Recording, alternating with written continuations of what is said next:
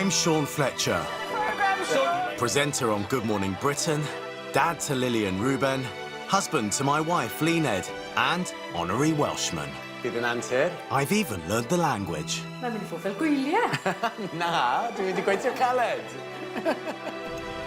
Now I want to complete my Welsh journey with a coastal adventure. Wales was the first country in the world to have a continuous path that stretches around its entire coastline. And I'm heading out to explore amazing places It's beautiful up here, isn't it? along its 870-mile route. Meeting those who live and work Fantastic. on this winding piece of paradise. This place is just like heaven. And immersing myself in whatever the coast can throw at me. Keep going! Welcome to the wonders of the coast path.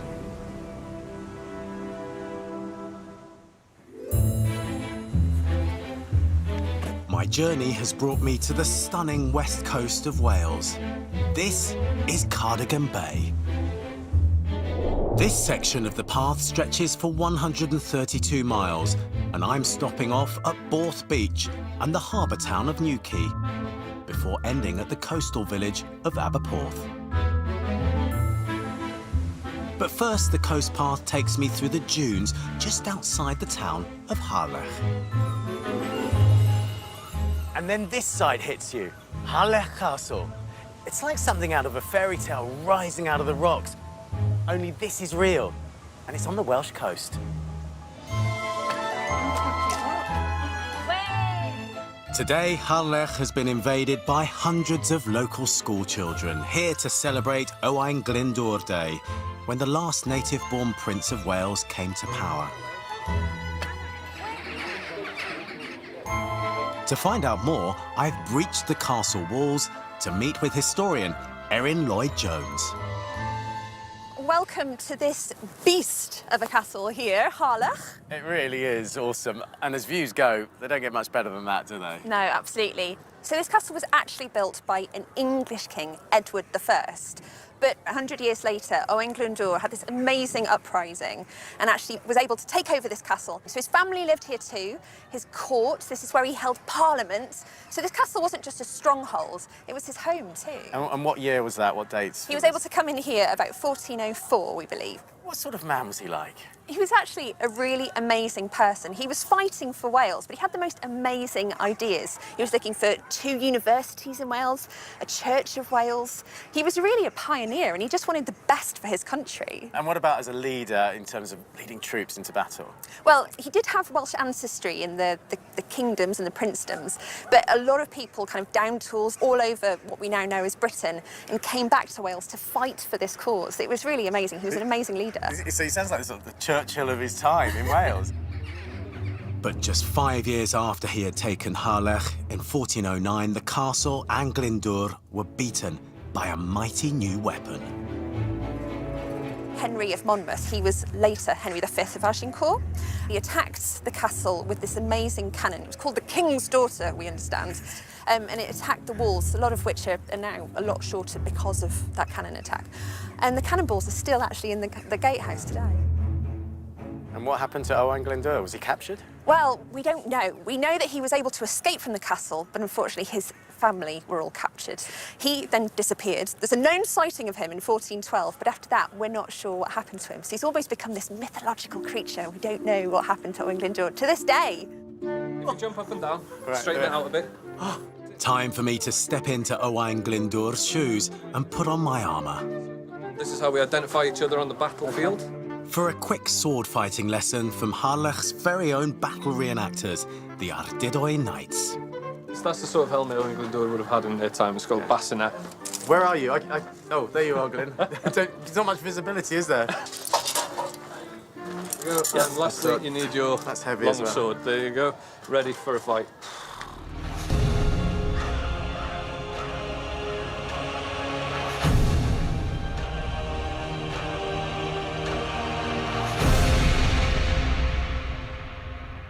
I've got all the gear, but no idea. Teach me what to do. Okay, basically, you've got one head, 2 arms, 2 legs.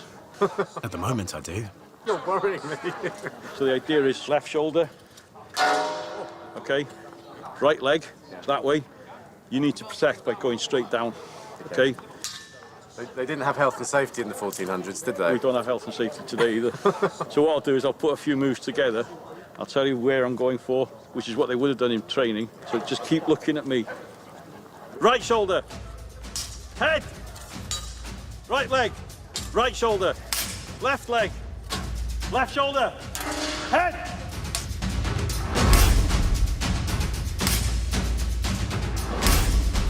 Head, head, left leg.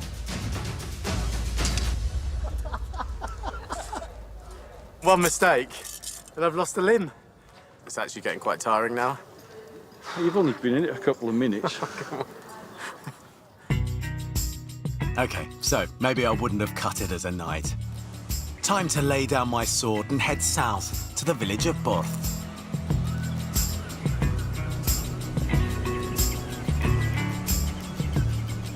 If you visit its beach at low tide, you might just get a glimpse of strange shapes poking out of the sand.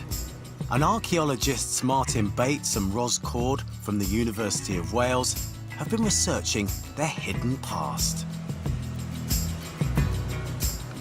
The last thing I expect to see on a beach is a load of tree trunks, but they're here. How is that possible? This is part of a submerged forest, and it's the remains of predominantly a pine forest that was growing between about 4,000 and 6,000 years ago, when the coast was just slightly further offshore than it is at the present day. Ros, this feels soft. How is it still here? Well, it's partly preserved because of the environment it's in. If you were to come another day, it would be totally covered in sand. And that actually keeps it protected. But along will come a storm, and that will strip the sand off, and it will expose these tree stumps, as you can see stretching out ahead of us. It's hard to believe that what we're looking at is a 6,000-year-old sunken forest on a beach. Some of these trees look like they fell over last week. Ros, you can admit to me, you got that in the hardware shop, didn't you? I'm not convinced about that one. But how can you tell that's 4,000 to 6,000 years old? Yeah, what we would do with this tree is we would drill into it and we would remove a core of it. And that we would send away to specialists, and they would be able to analyse that core. It's a process called dendrochronology. And they're able to give us a date when that tree was growing. But it isn't only an ancient forest that's been hidden in the sand. We do get animal footprints, and we do get human footprints as well. At this point, Martin disappears to his car, only to return with a huge set of red deer antlers. This is probably one of the best, if not the best find from the beach. So I had to wade out up to my chest, and I was feeling around with my feet and gradually work it free. How old is it? Well, we know it's about 3,300 years old. To get both of these sets of antlers together with some of the skull is actually incredibly rare for this part of the world. Back in the 1960s, there was a discovery of an aurochs skeleton. Now, that's a pretty massive wild cow, and that was discovered in almost the same place as this. Unfortunately, the bones have been lost, and we don't know where they are, but I'm trying to track them down. Did they take pictures of it, though? No, Oh. They didn't make any records of it. Were they scientists? Well, they were scientists, yes. There were 3 geologists and 1 biologist, and my father was one of them. So I hold him responsible for the loss of all this valuable scientific data.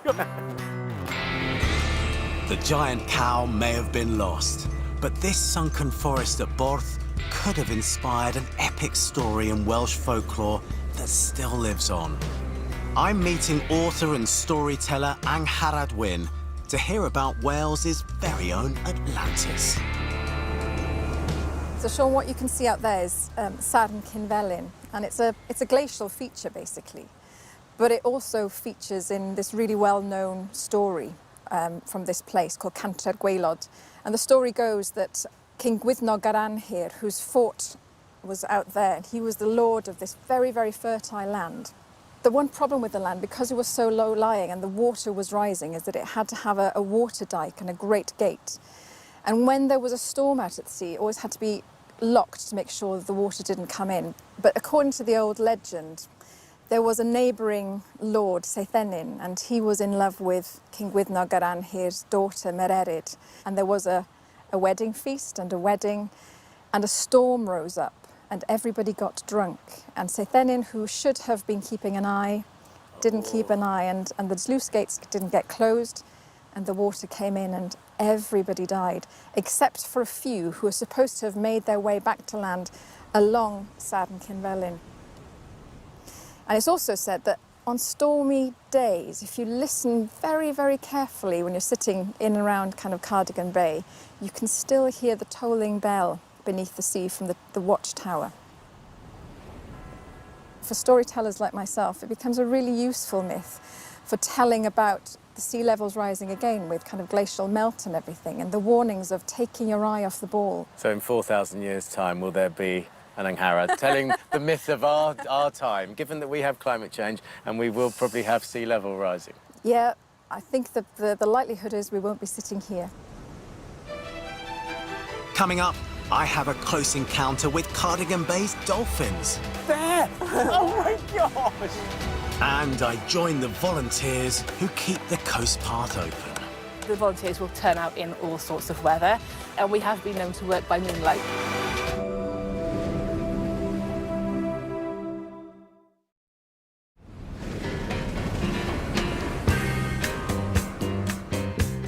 I'm Sean Fletcher, and I'm on an adventure around the Wales Coast Path. This leg of my walk is taking me down the long sweep of Cardigan Bay. Everybody, do what you're doing. Smile will bring us sunshine day. Cardigan Bay is home to Britain's biggest resident population of dolphins, and this place, Newquay, is dolphin central. In the summer months, if you look out to sea for long enough, the chances are you'll spot one. But to really see them in their natural habitat, you've got to get out there.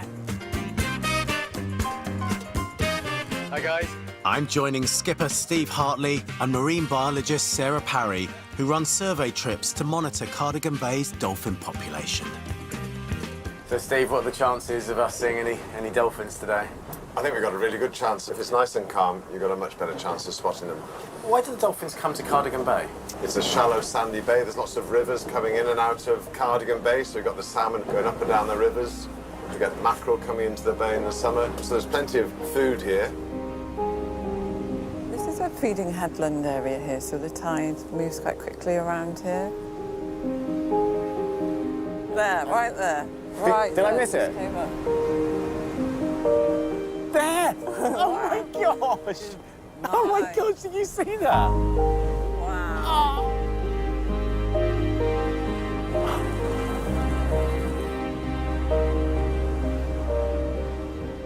Sarah takes photos of each dolphin to build a catalogue of the local population.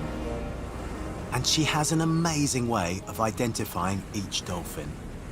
You'll get a picture of the dorsal fin. Some of the animals have unique markings, so they'll have notches and tooth-rake marks, and we use those markings to identify individual animals then. It's like their fingerprint, is it? Yeah, there's some animals that we see almost every year. Do you give them names? Yeah, we do, because it just makes it a bit more personable, doesn't it? What are the names? Well, okay, I've known Sue for over 33 years. Shall we check that one out there? Have you told your missus about Sue? Yeah, everybody knows about Sue. But the popularity of Cardigan Bay could be putting the local dolphins at risk. Disturbance is a rising problem. People want to get close to these animals, but, you know, really, if you see bottlenose dolphins, you know, the message is just stop, watch, and move on. And that's my cue to move on, because I have some work to do. When you're walking the Wales Coast Path, it's easy to get wrapped up in the views and forget that every step has to be maintained. And the 132-mile section down Cardigan Bay is maintained by a hard-working team of volunteers. Hi, Jill. Coordinated by Jill Lowry. Lots of work going on here. Absolutely. It's a long way down, isn't it? It is. You won't want to be taking a tumble, let's be honest. No. Today, they've got a bridge to build, and I've been roped in. Over 90% of the furniture you use, so that's gates, stiles, steps and bridges, have been put in by volunteers. We really couldn't manage without them. We've got accountants, we've got ex-nurses, you know, people from all sorts of backgrounds, and they all volunteer for their own reasons. My building buddy for the day is Wonder Woman Anne Waterson. I square dance on a Monday, then we play golf after lunch. I don't fly now, but I got my pilot's licence. I was afraid of going under the water in the pool, so I got my diving licence. I've done some parachute jumping, and that was scary because you sort of just stood on the wing as we flew along, and he said, go. And I thought, I've gone. Oh no, only my feet have gone. Go, he said. Oh. That was fun, wasn't it? Shall I just give it a go? Are you OK with me just hammering here? There won't be, I'll be... Make the most of it while you're here. Yeah. And you suffer from Parkinson's, don't you? Yes. Despite that, you continue volunteering? Yes, I promised when I retired I would come out and work with them, and I have done it. I'll have done 10 years. Today, being a volunteer is great. I'm really enjoying it, but I guess it's raining sometimes, it's hail, and you still have to come out. The volunteers will turn out in all sorts of weather, and the rangers are known to be taskmasters. They will want to finish that job that day, and we have been known to work by moonlight. As long as I have a cup of tea and a bit of cake at 3 o'clock, I can do anything. Bought especially a box of Welsh cakes and flapjacks, so we can share that. With the walkway almost in place, it's time for that well-earned cake break. This is the life, bridges and Welsh cakes. This is what the doctor ordered. People like me have got a lot to thank people like you for. Oh, do you know a lot of the walkers do? They say, thank you so much for doing these paths or putting in nice gates so we don't have stiles to climb anymore. Where are you walking to? It's the carrying stuff that's the hard. Oh, you've got quite a long way to go, have you? Yes. Are you a team of volunteers? You're all volunteers, well, that's incredible. And it's just those words of gratitude that make it all worthwhile. Thank you so much. Races. And I've been invited to join Aberporth in a race against their neighbours and rivals, Llangrannog.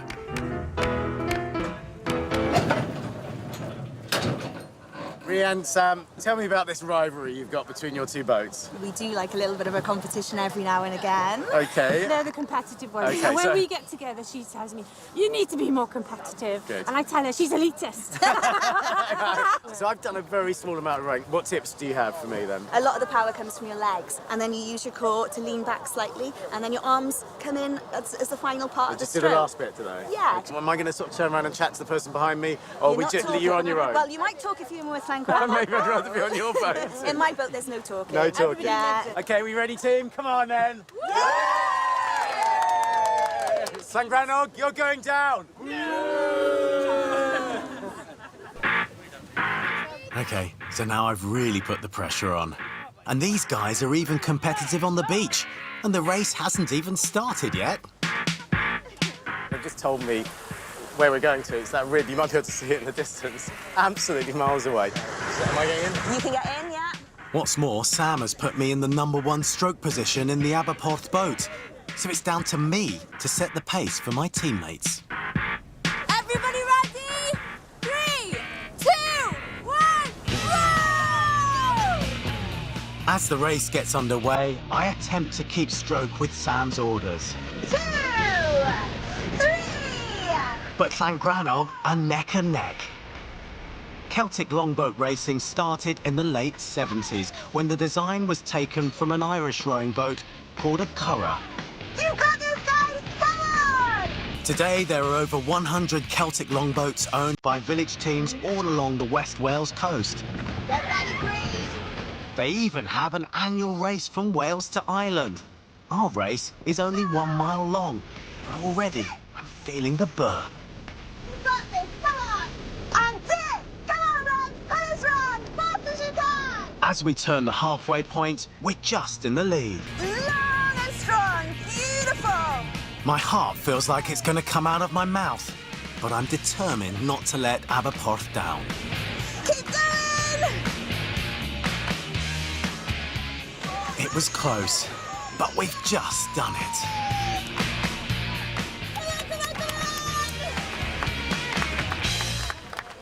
That was hell on earth. I'm knackered. I can't even speak. I'm just absolutely dead. Oh, but thank you. Well done. Okay, everyone, I think we deserve a pint. Let's go to the pub.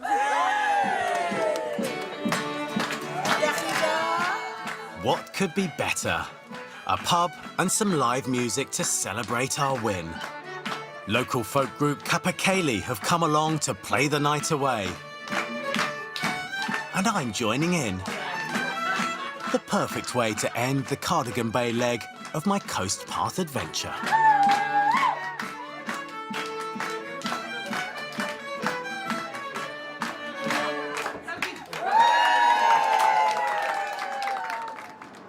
Next time, the path takes me around the beautiful Pembrokeshire coast, where I experience living off-grid. I can't see it in an appliance shop. We're hoping to roll this out. Dig at the lost chapel of St Patrick. Some of the remains actually predate the 6th century. And discover how the military and wildlife live side by side. Wait till you see this, Sean. It'll take your breath away. If you ever wondered how lollipops are made, you get to find out inside Britain's food factories right here next.